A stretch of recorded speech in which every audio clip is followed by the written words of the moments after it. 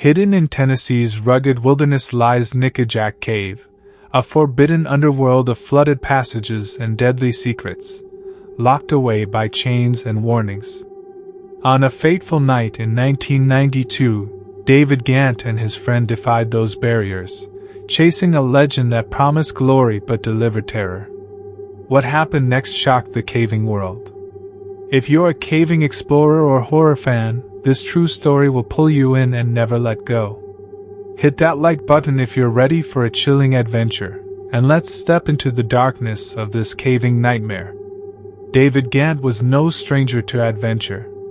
At 31, this locksmith from Bryant, Alabama, lived for the outdoors. Growing up near rivers and lakes, he was a competitive fisherman, heading out at dawn with buddies to battle for the biggest catch, often staying out until midnight. His family knew if David was missing, he was likely chasing some wild quest, usually near water. Fishing wasn't enough, though. Curious about where fish hid in Alabama's lakes, David took up scuba diving in his late 20s. He was a quick learner, drawn to the technical challenge of tanks, regulators, and underwater navigation. Hanging out with seasoned divers, he soaked up their knowledge, determined to become the best. But David had no training in cave diving, a dangerous skill requiring years of practice, specialized gear, and nerves of steel. That didn't stop him from eyeing Nickajack Cave, a forbidden underwater monster near Chattanooga, Tennessee. Nickajack Cave, known as Bat Cave, lies a mile east of Nickajack Dam, one of 9 hydroelectric dams along the Tennessee River, built by the Tennessee Valley Authority, TVA. The dam forms Nickajack Lake, a 46-mile stretch with 215 miles of twisting shorelines, cradled by the Tennessee River Gorge's rugged cliffs. East Tennessee is a caver's paradise, with over 8,000 caverns within a 90-minute drive of Chattanooga, carved into limestone where Tennessee, Alabama, and Georgia meet. Nickajack, though, is no ordinary cave. Its flooded passages, home to thousands of endangered gray bats, have drawn adventurers and troublemakers for centuries. In 1872, guides rode tourists through its chambers. In 1927, Lawrence Ashley staged a fake disappearance, claiming he dug out 8 miles away after a week, a hoax that hit the New York Times and boosted tourism. In 1967, Johnny Cash entered the cave planning to end his life but left with a spiritual awakening that helped him quit drugs, a story he later shared in his autobiography. By 1980, the TVA locked Nickajack tight to protect its bats, erecting chain-link fences and posting signs warning of a $25,000 fine for trespassers. A second fence deeper inside dared anyone to go further. Why do people risk everything to enter forbidden places? Drop a comment with your craziest adventure story, and smash that subscribe button for more pulse-pounding caving tales. Nickajack Cave is a caver's worst fear. Its underwater passages are a maze of jagged limestone walls, sculpted by relentless currents that tug and shove with deadly force. Some tunnels are dead ends, swim too far, and you're trapped with no way back. Visibility can drop to zero when silt clouds the water, turning the cave into a disorienting void. Even expert cave divers steer clear, knowing the risks of sudden siltouts, equipment failure, or panic. Cave diving has ironclad rules. You need rigorous training, certified gear like redundant tanks, and a guideline, a rope tethered to the entrance to guide you out.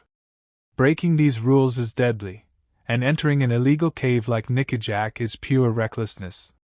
David Gant ignored it all, hooked by a local legend about 200-pound catfish lurking in the cave, fattened by bat guano in a rich food chain. For David, it was a challenge he couldn't resist. The legend came from a friend who tipped David off about a secret spot, near Nickajack Cave. The friend warned it was dangerous, fenced off, and carried a hefty fine, but David's competitive streak took over. He'd already speared a massive catfish there the night before, only to lose it when it slipped off his spear into the dark water. That near miss fueled his obsession. David and his friend made 3 trips to the site, each time creeping closer to the cave's mouth, ignoring the TVA's warnings. By August 15, 1992, they decided on a 4th and final trip. If they didn't catch that mythical catfish, they'd walk away for good. At 8 p.m., under a moonless sky, they slipped past the fences, strapped on scuba gear, and entered the murky waters outside Nickajack Cave. The lake's visibility was a measly 2 feet, but inside the cave, the water cleared slightly. With dive lights piercing the greenish haze, they swam over a rocky bottom, hunting for the catfish. David's friend led, and David struggled to keep him in sight, unaware of the passages they were entering. They had no guideline, a rookie mistake that could cost their lives. As they pushed deeper, David's gut churned. Something felt wrong. He checked his air gauge. It was critically low. Panic set in, his breaths growing shallow. He signaled his friend to turn back, but it was too late.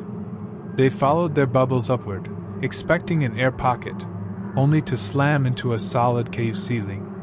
They were lost in a network of flooded tunnels, far from the exit. Ever been stuck in a moment where fear took over? Share your scariest experience in the comments, and hit that like button to keep these horror stories coming. David's heart pounded as he fought to stay calm. The cave's currents swirled, and their fins kicked up silt, plunging them into a thick, murky fog. Visibility dropped to 0. Their tanks were nearly empty, and panic gripped them both. David's friend thrashed, nearly spitting out his regulator. If they didn't calm down, they'd inhale water and drown. In a desperate bid for air, they split up, swimming blindly in opposite directions. David's friend got lucky, stumbling through the right passage and surfacing outside, gasping for life. David wasn't so fortunate. His tank dry, he swam deeper into the cave, lungs burning, until he burst into a tiny air pocket, just 8 inches high. Gulping stale air, he realized he was alone, trapped in a coffin of rock and water. Terror overwhelmed him, and he broke down, sobbing in the darkness. Outside, David's friend, shaken but alive, alerted TVA dam security at 2 a.m. on August 16th. A rescue operation launched, but the call went out as a water rescue, not a cave rescue. Over 100 responders from 10 agencies, fire departments, sheriff's offices, and dive teams swarmed the site, but none were trained in cave diving. The nearest cave specialists were in Atlanta, 3 to 4 hours away. The incident commander, assuming David had drowned, declared it a recovery mission. In the cave's 60 degrees Fahrenheit 16 degrees Celsius water, hypothermia could kill in hours, and hypoxia, low oxygen in an air pocket, seemed likely after 17 hours. Nickajack's jagged walls, unpredictable currents, and dead-end passages made it too risky for untrained divers to search beyond the entrance. Chattanooga's caving community was on edge. The city is a global caving hub, surrounded by thousands of limestone caverns in the tri-state region. Buddy Lane, 51, captain of the Hamilton County Cave Rescue Team, heard about David at 6 p.m. A caving legend since his first trip at 15, Buddy had a prosthetic eye from a Tennessee cave injury but never lost his drive. Since his first rescue in 1973, he'd saved countless cavers, believing they must protect their own. He knew Nickajack's reputation as a death trap. Its flooded passages were uncharted for most divers, and its bat sanctuary status made it off-limits. Buddy begged to join the rescue, but the incident commander refused, calling it a water rescue and too dangerous for divers to enter deeper. Buddy didn't quit. At home, he studied 30-year-old cave maps, some dating back to the 1960s when Nickajack was a tourist site. The maps noted air pockets in the flooded passages, sparking a hunch David might be alive, treading water in one of those pockets. Thrilled, Buddy called Mark Caldwell, a Chattanooga-based state emergency services coordinator with years of tri-state rescue experience. Mark raced to the cave, meeting David's family, who held a prayer vigil behind a police line, clinging to hope. Their faith moved Mark, and he vowed to keep the mission active until David was confirmed dead.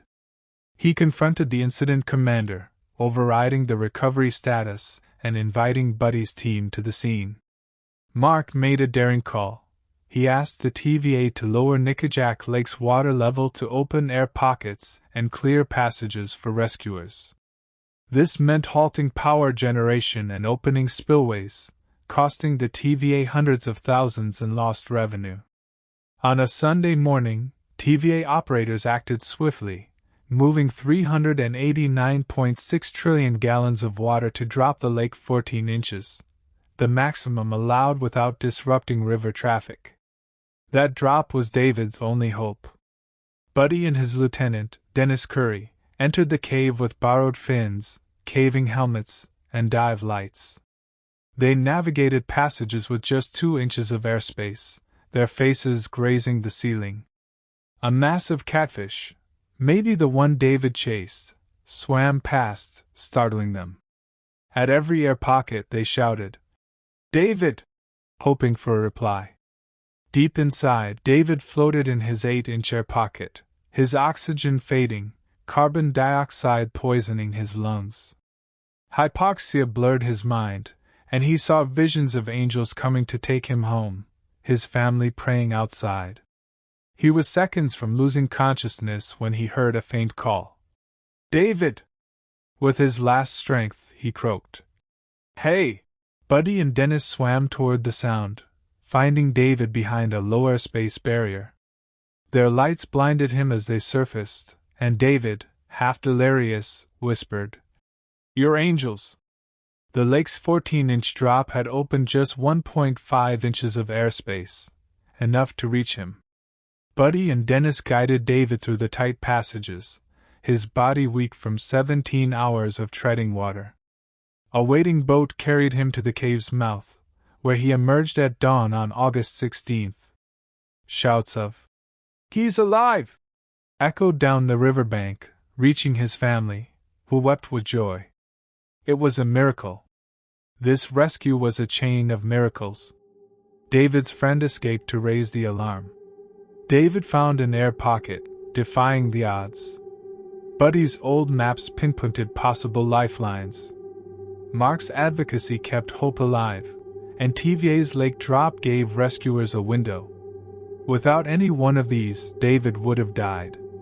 He walked away with minor hypothermia, vowing to never cave dive untrained again. Nickajack's legend grew darker, a warning to cavers: some challenges aren't worth taking. What would you do in a cave like Nickajack? Drop your thoughts in the comments, and hit that like button if this story shook you. If you're hooked on caving disasters and survival miracles, subscribe now and ring the bell. We've got more chilling tales waiting. Thanks for watching, and we'll see you in the next one.